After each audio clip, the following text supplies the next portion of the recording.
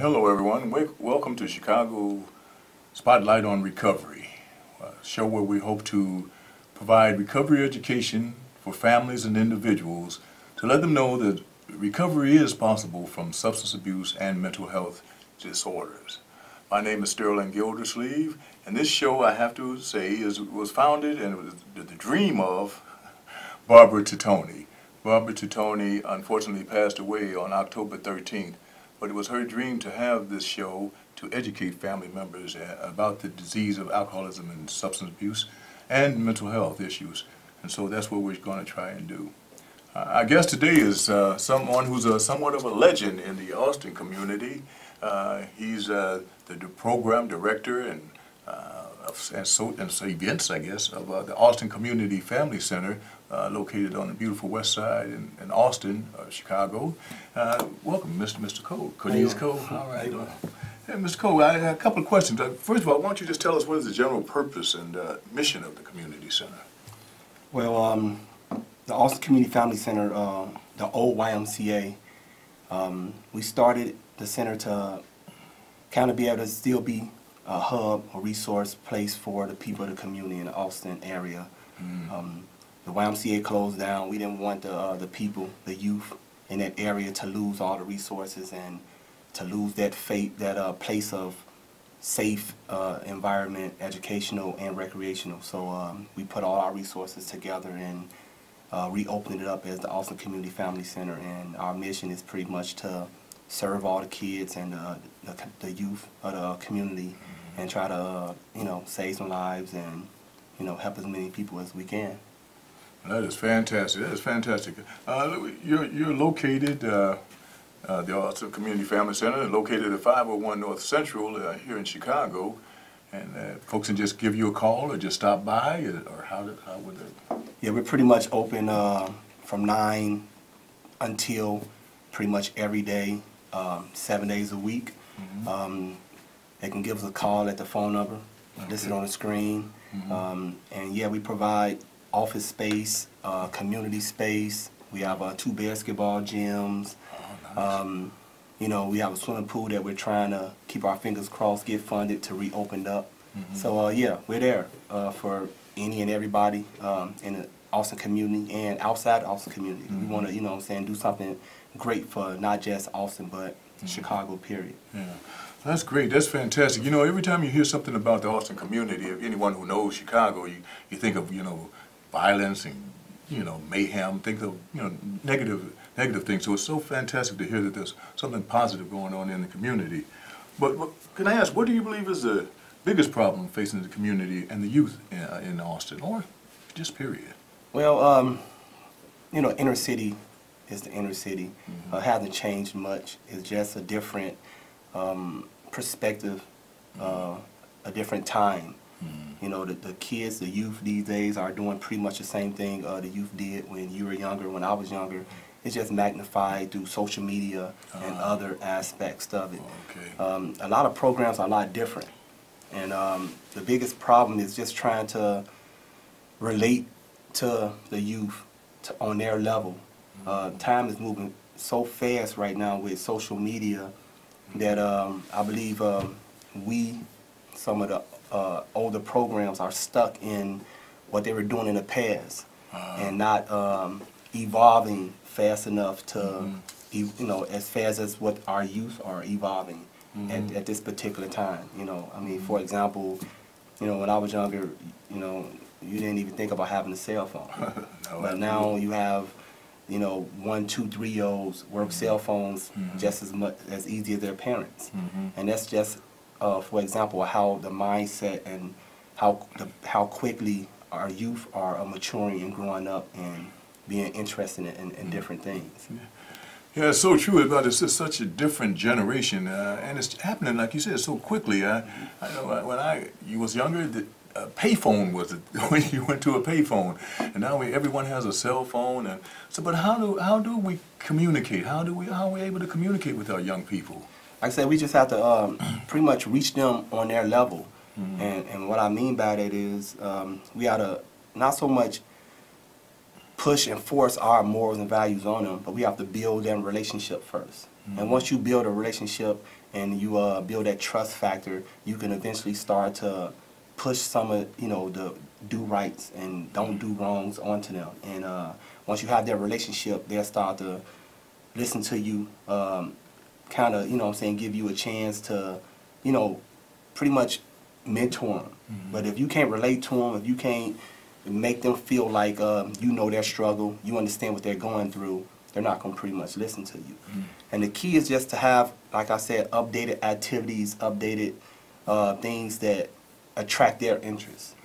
You know, they're not pretty much into a lot of things that the older programs, you know, the old, like the old Boys and Girls Club, great philosophy, but now, you know, technology and things are a little bit different. So you have to have more interesting activities, interesting programs that to keep their interest. And once you do that, then you can, like I said, you can kind of mold them and preach to them and give them the type of guidance you want to.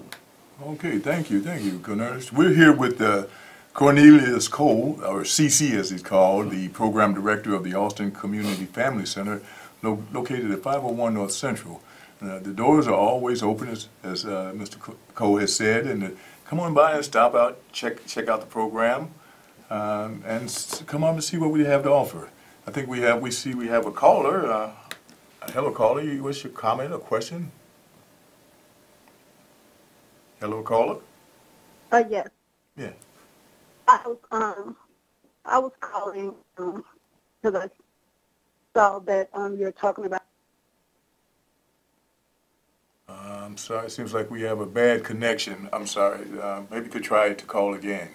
Yeah, well, our topic is, and what we're talking about is, are the youth in the community and safe places for our kids to be. And I know now we're having all this discussion about, you know, the drug epidemic and violence, and so your place seems to be an oasis for our children, you were saying. And so I guess what do you think is the biggest problem facing our kids today? What do you see as being the biggest challenge for the kids? Other than peer pressure, it's really hard to say because there are so many small issues that pile up to make it a big issue. But I guess I believe that the biggest issue that our youth has today is that everyone is trying to find their own identity. And what I mean by that is there's a lot of competition. Kids don't pretty much want to wait and earn them steps, earn the things that, you know, that they want so quickly. They want it right now. Oh, yes. And in order to get them things right now, you know, in their mind, I guess the fastest way to get it is to, you know, drugs or some of the violent elements that come along with it. The biggest, our job, you know, as mentors is to try to show them that there's a better way to get it. It might not be as fast as they would want to, but the reward after they achieve it will be way better than, you know, trying to go out there and get it fast. Okay. You know, so that's just kind of like my philosophy about it. You mentioned mentors being an example. I know that you certainly are. Like I said, you're something of a Pied Piper in the Austin community. The youth gravitate toward you. They respect you. And how do you do that? I mean, most adults are actually, I think, in my opinion, are afraid of the youth today. But you seem to have a real rapport with them. What's your secret? I mean, honestly, when I worked for an organization called YOS, and I was one of the lead mentors there, I guess, you know, what worked for me was just actually communicating with the youth and talking to them on their level. Kind of just showing them that you can still have a little bit of swag, you can still kind of be cool, you can still be from the street, but you know, you got to understand there's consequences to a lot of things you do. I mean, like, you know, most guys out there that they see, for instance, selling drugs, you know, I mean, it's quick money, you can do some things, but it can be took away from you so fast. You know, that type of respect and the type of ownership you get when you have a job and you get a check and you work for it the right way. Can't nobody take that from you. You know, I explained to them that I know a lot of individuals that are in jail right now, and you know, once they get their freedom took from you and all them flashy things, and they get there and they realize that that wasn't the way to do it, they'll trade places with, you know, somebody that's out here enjoying their lives any day. And it's said that sometimes it takes that type of experience to get them to wake up. Yeah. But, you know, our job is to try to get to them before they make them decisions that either lead them, you know, to incarceration, even worse, you know, death, or, you know, the negative type of elements that come along with it. Sure, sure. All right, again, we're here with Cornelius Cole of the Austin Community Family Center, and located at 501 North Central. And please give us a call. And I think we have a caller right now. Hello, caller. What's your comment or question? Hi, I'm sorry. I got disconnected earlier. Okay. But I was calling to, I guess, congratulate Cole on the hard work and all the work that he does with our youth in the Austin community. And I know it's been a struggle because there's a lack of resources for our kids in those type of communities. So I'm trying to figure out how we get more people to get involved, volunteer to work with our youth, because mentorship is very important. I know I'm not sure how we reach out to get mentors to volunteer or to get more resources in the community. Do you have any ideas on that? As a caller makes a very good point. The mentorship, as you were discussing, you know, it's so important to get people involved. And now, like you were involved, I mean, but how do you get people in the community involved? What do you think? How does that? Well, I mean, the best way to get people involved is once we have like an after-school program or a summer camp, the parents that's trying to get their kids involved, ask them, beg them to not only just drop your child off, stay, help out, get involved, you know, help, you know, volunteer, like you said, you know, come and go on the field trips, do things like that to help, you know, build not so much personal relationships, but the community relationship.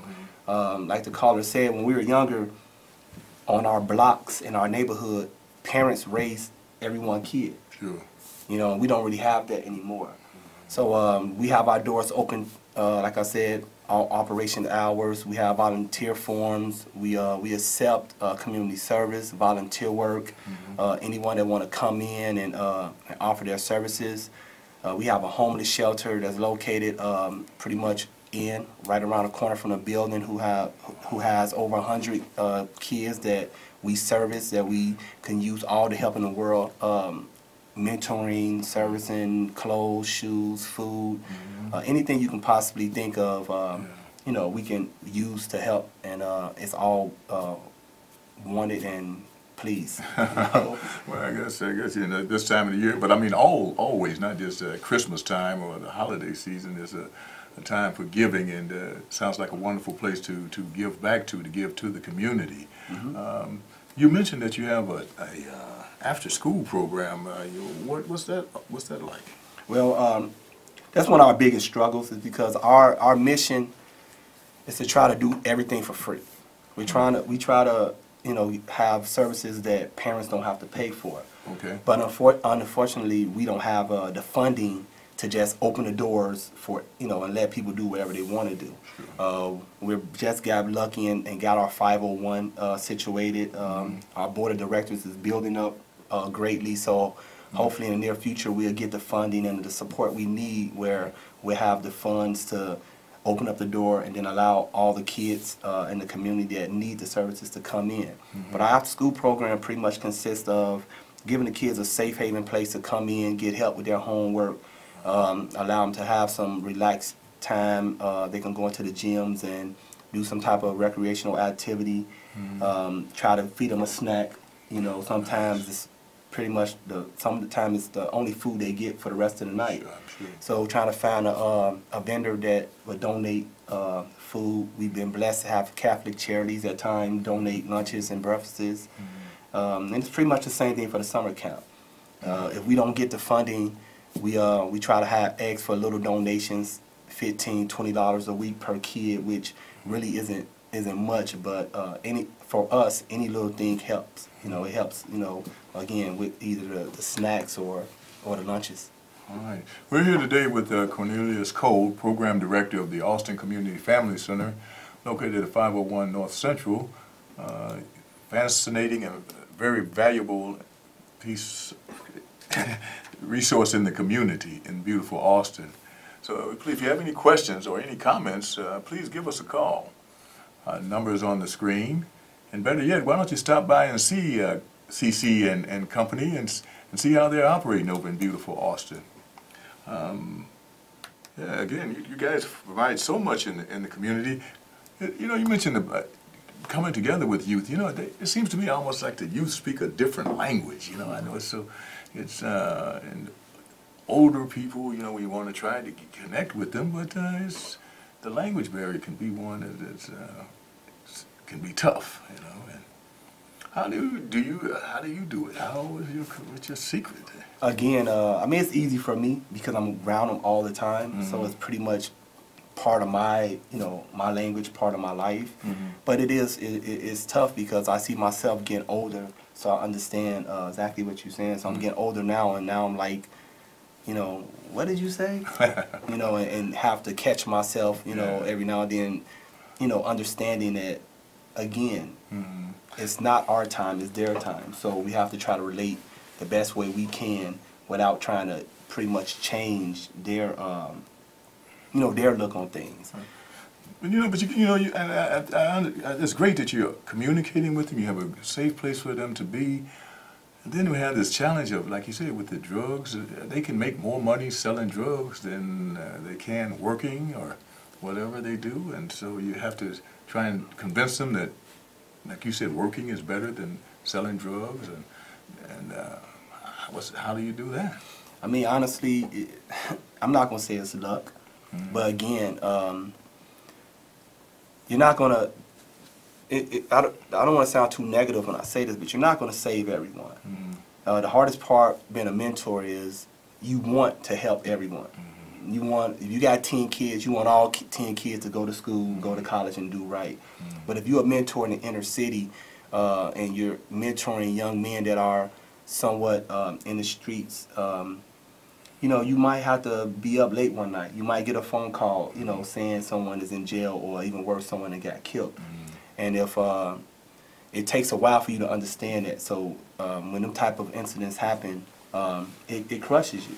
Yeah, sure. And again, it's tough, but you have to just do your best at building such a good relationship with them that they understand that their life, that their reputation, that their name is more important than all the negativity that come along with the street life, and that the street life it's not fair, and it doesn't love anyone, and it's easy to get caught up in it, and also it's real easy to, you know what I'm saying, to die in it. So, you know, once you just really try to, it might take forever. It might take like I said, it might take a couple of times in jail. It might take one of their friends getting killed. It might take, you know, something really dramatic to actually get that change, but you have to keep picking and keep doing pretty much any and everything until you find out what's working for each particular kid. That's fantastic. Very admirable and well needed and much needed work you're doing in the Austin community. And I think the message I hear from you is that you don't give up on the kids. You stay there, you're with them, and you don't judge, and you be there to support them. I think that's absolutely fantastic. We're here with Cornelius Cole from the Austin Community Family Center, located at 501 North Central. Phone number 773-887-4317. And it's a community resource in Austin that needs support. It needs support of time and funds, if possible. Yes, sir. Yes, indeed, indeed, indeed. How long have you been with the center yourself? Okay, I've been there since the beginning. Okay. You know, when the Y closed down, we were asked to come in almost 4.5 years ago. Money out of our pockets, got the place cleaned up, painted, did everything we can to get it, you know, decent so that we can open up the doors. And we started, like, I believe 2012. Started our first, not 12, but 13, 14. Started our first summer camp, our first after-school program. And honestly, with very little funds coming in and here and there places, we're still here. And I believe that's a good thing. So for us to be functioning and serving and helping people as much as we are now on this small stage, sky's are the limit for when, you know, when we do get blessed with some good funding and good support. You do a thing for the kids after school, and what about this summer, winter time? I know The kids get out of school. CPS get out of school, I believe the 22nd. So what we're planning right now is we're trying to have a winter break camp to give them somewhere to something to do for the 2 weeks they're out of school for the Christmas break, and then right after New Year's. So what we do is we just try to find someone to help fund breakfast and lunch, so we can have a day camp from 9 to 3, Tuesday through Friday each week, because New Year's and Christmas both fall on that Monday. The kids will come in, they have breakfast, they'll go to the gym for some fun fitness activity, they'll go do arts and crafts, they'll have lunch, they'll do some other kind of programming, dancing, maybe another activity. And then for the last hour or two, we give them, you know, fun time. We believe that winter break is you know, they did good in school. They deserve to have fun or whatever. So we try to give them as much structured, fun activity, relaxed time as we can. Also give the parents that work opportunity to still be able to keep their schedule going while the kids are out of school. That's great. You know, it's so great to hear that there's not only a place for our youth to come to an oasis, a safe place for them to be, but what's also fantastic is that there are kids who are looking for this. You know, sometimes you get the stigma, you think all of the kids are bad and all of them are doing drugs and selling drugs and shooting, but they're not. You know, most kids are kids, just kids looking someplace to play, to have fun, to socialize, just like when I was a kid. You know, it's just all the same. And so it's great that they got a place, and it certainly needs to be more, but thank God there's a place like the place that you guys have at the Austin Community Family Center, located at 501 North Central. We're here with Mr. Cornelius Cole, Program Director of that facility, and it's just fantastic hearing about the wonderful, wonderful work that you guys do. And you say it's open year-round? The facility is open year-round? Open year-round, pretty much from 9 till 5, even later. Sometimes we have late-night rentals or the after-school program. Weekends, we're open for gym memberships. We, like I said, we have 2 gyms, a workout room that we offer for memberships for the people of the community. And yeah, you know, we're open and just trying to do our best to serve and do better for our community. So with the workout and that kind of, so it's not just for children, actually. I mean, adults can participate as well then, it sounds like. Oh yeah, I mean, we get most of our kids come with our programming for kids, but you know, our open gym basketball for pretty much any age from 16 till 40 guys to come in and rent the gym or come play basketball. The workout room, again, we don't allow the kids in that area because you know, they shouldn't be messing around with, you know, the weights and the safety issues. But yeah, adults, we got a great workout class that go on. That a young lady, Miss Katrina Farrell, who has a great workout following that she does with her training. A bunch of females that use the gym all the time, and so yeah, we have quite a bit going on when it comes down to the adults using the workout stuff. That is fantastic. It is great. Like I say, once again, it's just wonderful that a place like this exists for our youth, some place for them to come together and an oasis of sorts. And Mr. Cole has mentioned, the Austin Community Family Center is located at 501 North Central in beautiful Austin, and it's a place for people who are having fun. So if you're in the area, come by and see us. And I'm Mr. Cole. I want to thank you again for coming out to see us. I appreciate it. It's been a real pleasure. Appreciate thank you very much. And thank you, ladies and gentlemen, for coming to see us as well.